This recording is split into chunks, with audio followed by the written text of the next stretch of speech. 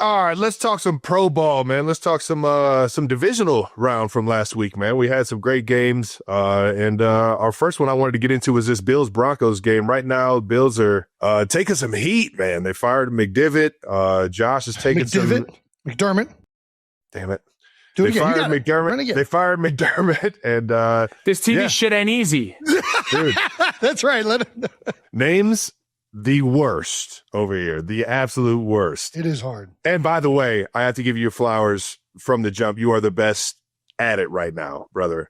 My favorite to listen to. 92%ers. I don't give a shit if you think I'm biased. This man is the best calling the games right now, and I fucking love every single game that I get to listen to. Thanks, buddy. I love my guy Troy at ESPN. Troy and Joe Buck are phenomenal. Yeah, they do great. I'm not trying to throw shade anywhere, but I will say it's pretty routinely acknowledged from players that Greg offers some of the best insight of all time calling games. And he makes it fun, man. It's high energy. It's good times, baby. Well, it's high energy. It's good times, but there's really good insight that I think you could tell. I mean, everybody's brought this up. Like, you're the son of a coach. Like, the way you think about the game is very holistic.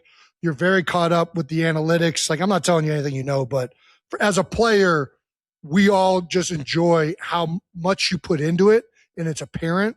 And it's every time I get the chance to listen to Greg Olsen, I come away learning something as a professional player that played 13 years, which I think is just awesome. Means a lot. I appreciate that, guys. I enjoy doing it. And coming from you guys, I know you're not biased. I know it's not. I get it. Dude, no, I appreciate it. It means a lot more coming from you guys than you know. So I appreciate that. All right, now let's get into this Bills Broncos game right now. The Bills are taking some heat. McDermott just got canned, and Josh Allen is getting some heat for not beating the Broncos. Thoughts on the game, Greg? Yeah, just kind of an interesting divisional weekend, right? You had two overtime thrillers. You had one just absolute dog of the game that got away up in Seattle. And then one kind of a clunky game with the Texans, and, that game kind of got weird and whatnot. And New England played well enough, didn't necessarily play great, but, just a struggle. So it was kind of a weird weekend all around. Usually the divisional round is when it gets really fun. It kind of flipped this year. The wild card weekend was incredible. I mean, every game was down to the wire for the most part. But you brought up the Bills. I hate it for McDermott. So McDermott got hired there from Carolina. He was our coordinator. We had a lot of success with him. Brandon Beane, the general manager, he was the assistant general manager. He cut his teeth here in Carolina, and McDermott brought Brandon from us to Buffalo. So to see them kind of have to start from scratch, I love McDermott. They've been there for 9 years. A lot of those coaches are guys that I played for and worked with, so you guys know it sucks to see guys lose their job in any team, right? Yeah, no one roots for coaches to be fired. Players especially hate it. The one thing about the league is, change is inevitable. And, you have a guy like Josh Allen, and, here you are year after year, just getting right to the end, and they just can't get over the hump. And then I think, a lot of people saw this opportunity with you guys, Trav, not being in it for the first time in a while. I think a lot of people saw this as Josh's opportunity to, like, all right, get over the hump, right?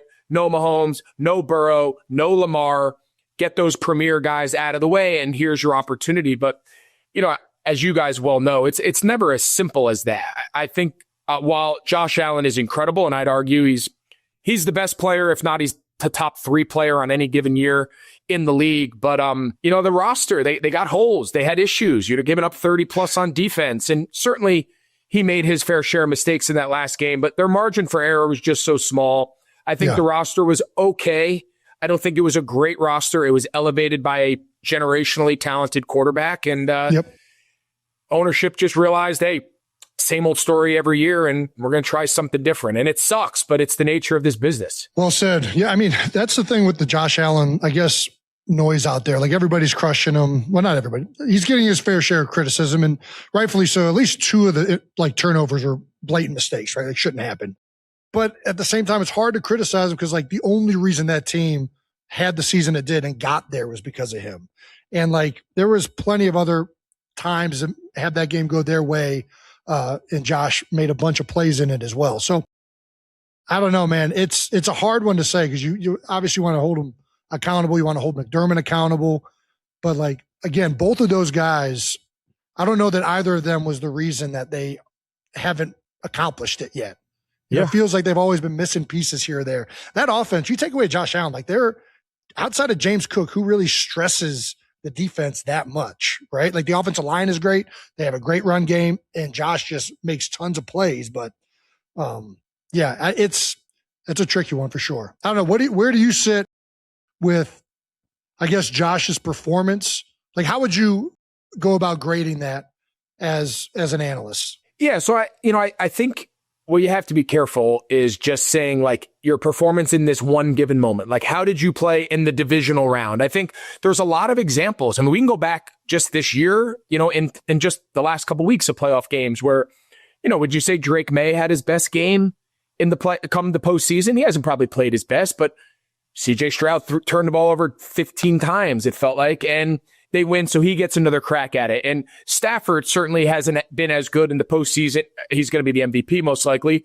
But, in the regular season, he was incredible. I had him in that wild card round. Like, they almost lost to Carolina. He made some incredible plays down the stretch, but he wasn't great that whole game to the standard that they've set. You touched on, obviously, Drake May not playing as good as he would have hoped yet.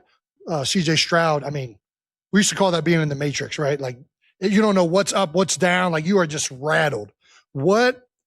If you're out there, you're a teammate, what are you saying to this guy to try and weather this? Or as a coach even, like, how do you get somebody kind of out of that and back into a rhythm? Yeah, so I think twofold. It's a great question, right? Because watching it just as a fan, and I like CJ. He's a great kid. I've always enjoyed the time I've been around him. Sure. Have a lot of respect for him and obviously super talented. To watch a guy at any position, but especially the quarterback, clearly out of sorts.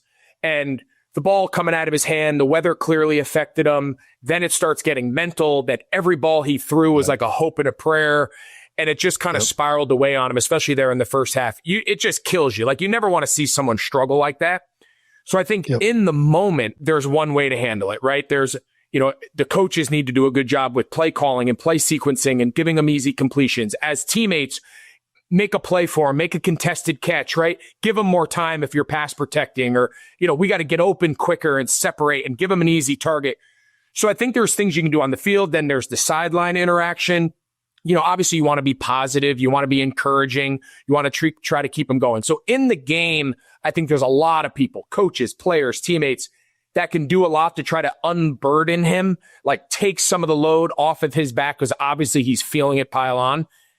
And then I think even more importantly, like, how do they handle it now, right? So the game's over.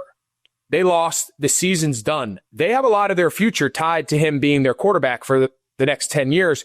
How does the organization, how does D'Amico Ryans, how does the ownership and front office, how do they handle him, right? You can't just say, hey, don't worry about it. Go on vacation. We'll see you next week.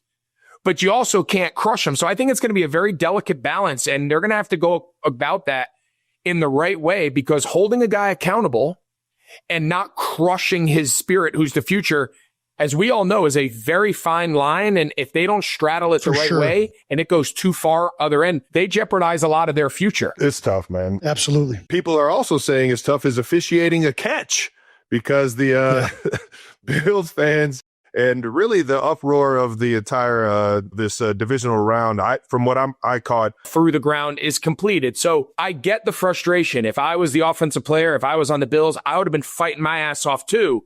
Right. But when you take a step back and you just evaluate, now we can debate whether that rule is sound. We can debate whether the catch rules are clear or not. And that's a legitimate debate that needs to be had. But as it's currently written, while the process was clunky and bad communication and poorly handled and all that taken away, it was a correct call in my opinion. Yeah. Yeah. Well, Joe Burrow agreed. He said the amount of people that don't understand what a catch is in the rule book flabbergasts me. It's not Joe came out of retirement. He hadn't tweeted in 2 years.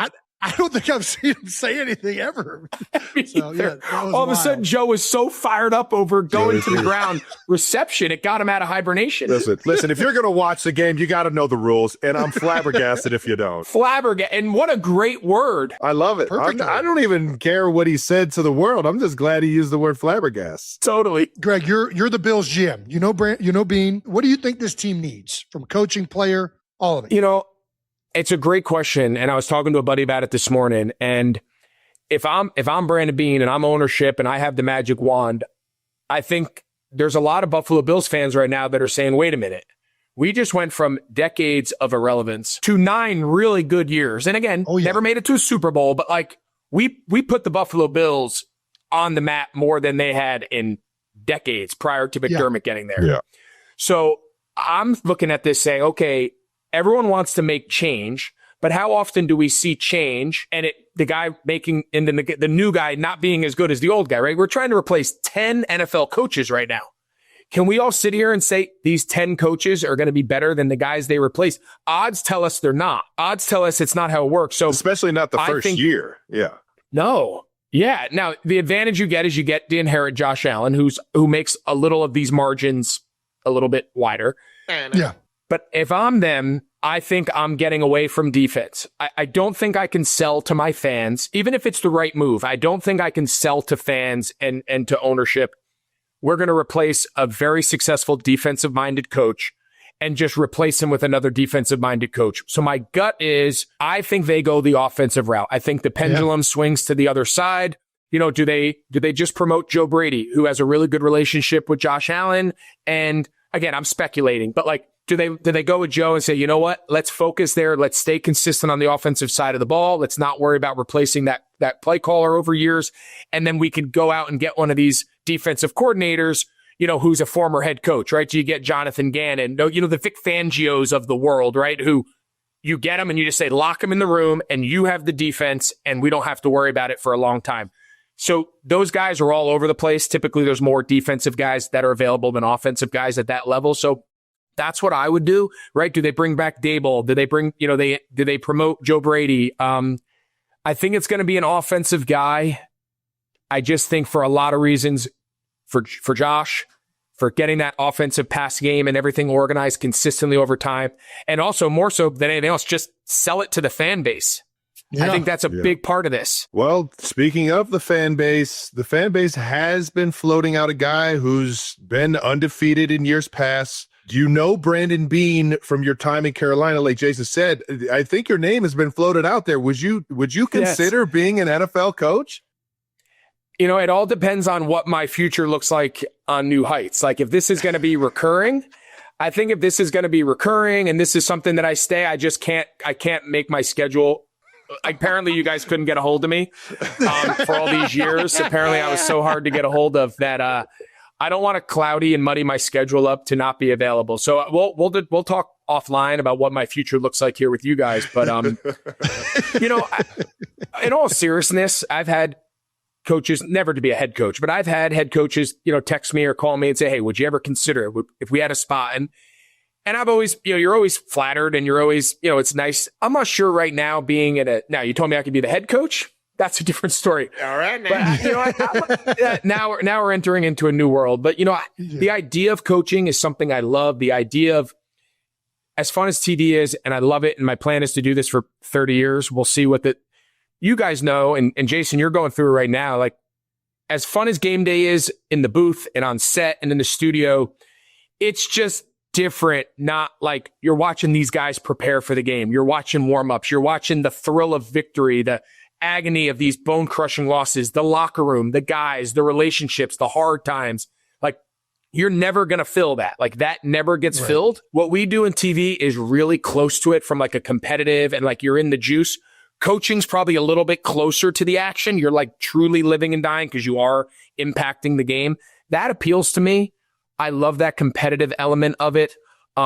If by some randomness I was ever considered for a job, it's something I would definitely consider, but I don't sit here right now pursuing that. It's not something I picture myself doing at any higher level than I'm doing it right now with 14-year-old kids. But I like doing the TV stuff. It keeps me involved in the game a lot, and I get my competitive coaching fix yelling at younger kids. I don't want to get in there and have to start yelling at Trav. What the hell am I going to say?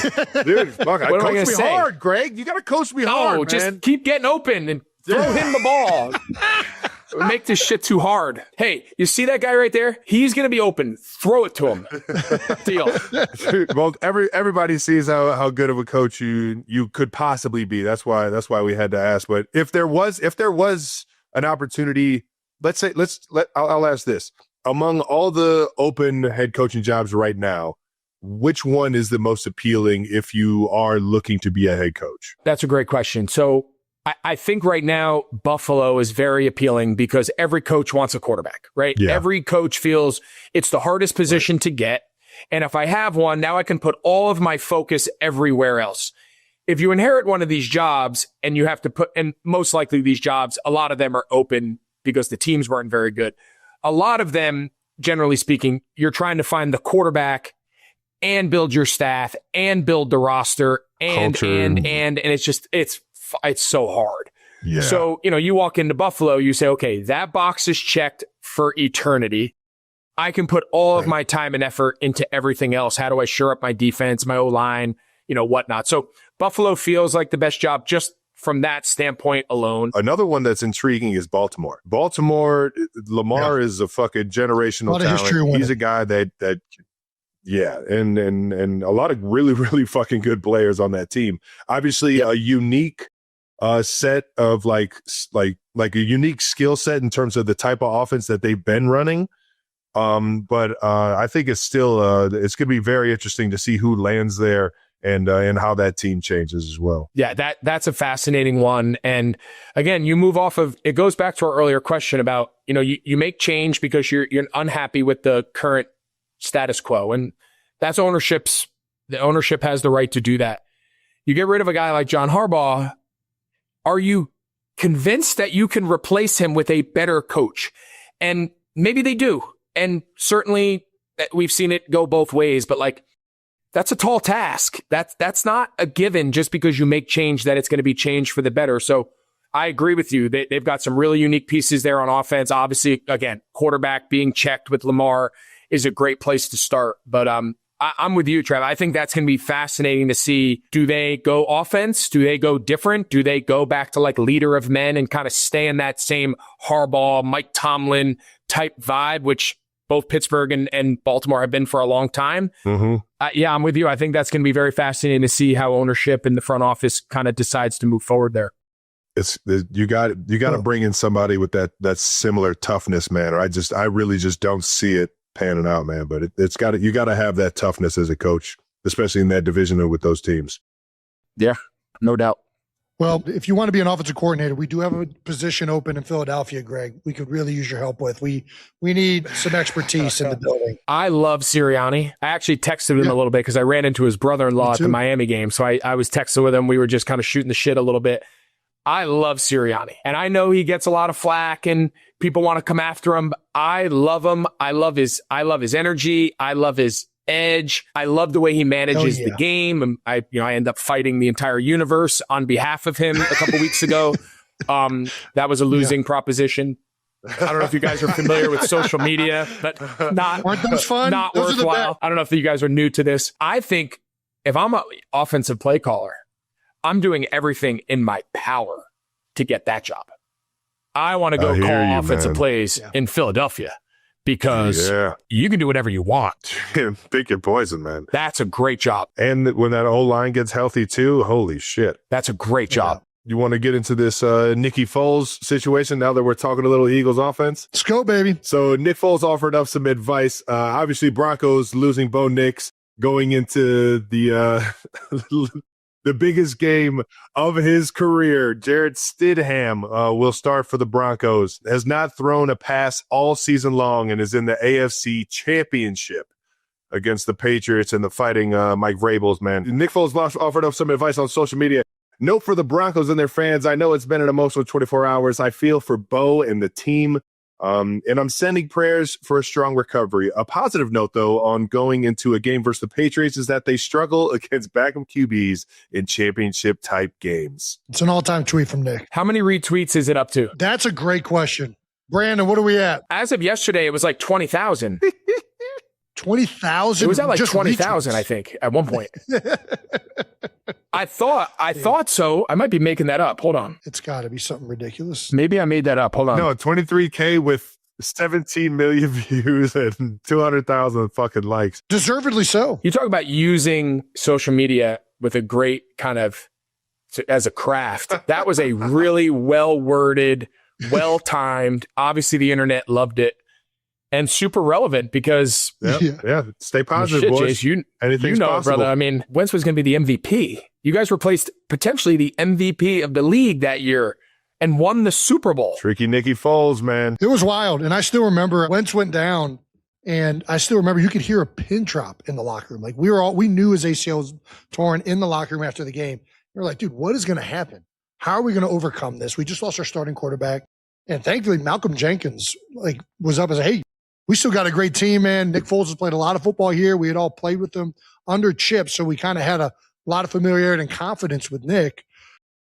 Travis Kelce sat across from Greg Olsen, both grinning, as the New Heights podcast rolled on, the room humming with energy. The Kansas City Chiefs tight end, just off a big win, mentioned the buzz surrounding weddings lately. Greg Olsen, retired NFL star turned commentator, had just danced his way through Christian McCaffrey and Olivia Culpo's lively 2024 wedding, drawing attention for his moves and infectious spirit. Travis, whose engagement to Taylor Swift made headlines in August 2025, shifted the conversation, but with a playful twist. He brought up their podcast producer, intern Brandon Borders, who had recently proposed to his girlfriend, turning the spotlight his way.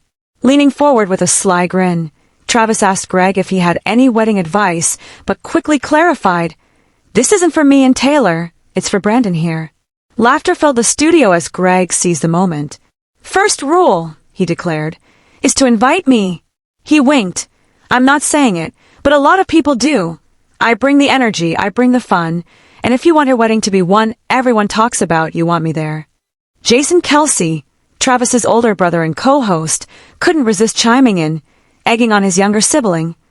"Send that invite, Trav, don't hold back." The group broke into more laughter. Greg, still in high spirits, made it clear. No pity invites, though. Only if you really want your dance floor to light up. He listed his wedding guest credentials.